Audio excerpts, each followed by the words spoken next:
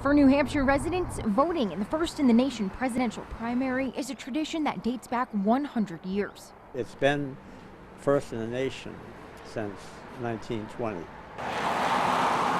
New Hampshire state law says that the primary is to be held on the second Tuesday in March of each presidential election year. But the Secretary of State has the power to change that date to make sure New Hampshire voters get to the polls at least 7 days before any other state. We had to come up with ways to make sure that we could keep the tradition, and we came up with ways. The state's first-in-the-nation title was challenged back in 2008. 2 states tried to make new legislation to hold their primaries on the same day as New Hampshire. So Secretary of State Bill Gardner moved up the New Hampshire primary vote to January 8th, keeping the tradition alive.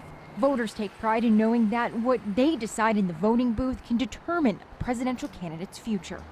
I think it's a great distinction for the state to have as being first in the nation primary. We're a critical state to what's going on, especially with the Democratic primary. So it's sort of the hotbed of conversation going on right now. And the candidates know just how important the New Hampshire primary is. Leading up to that big day, the presidential hopefuls spend weeks talking to voters all across the Granite State. My wife and I have been to see many candidates in small settings, in people's houses, and look them in the eye.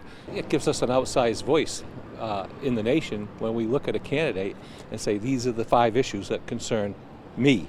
So you don't have to have the most fame or fortune to win here. It gives the little guy a chance. That's what it's all about. In New Hampshire, voters who are enrolled in a political party are able to participate in the primary. Independents will be able to choose either a Democratic or a Republican ballot when they head to the polls on February 11th. In Concord, New Hampshire, I'm Taylor Knight.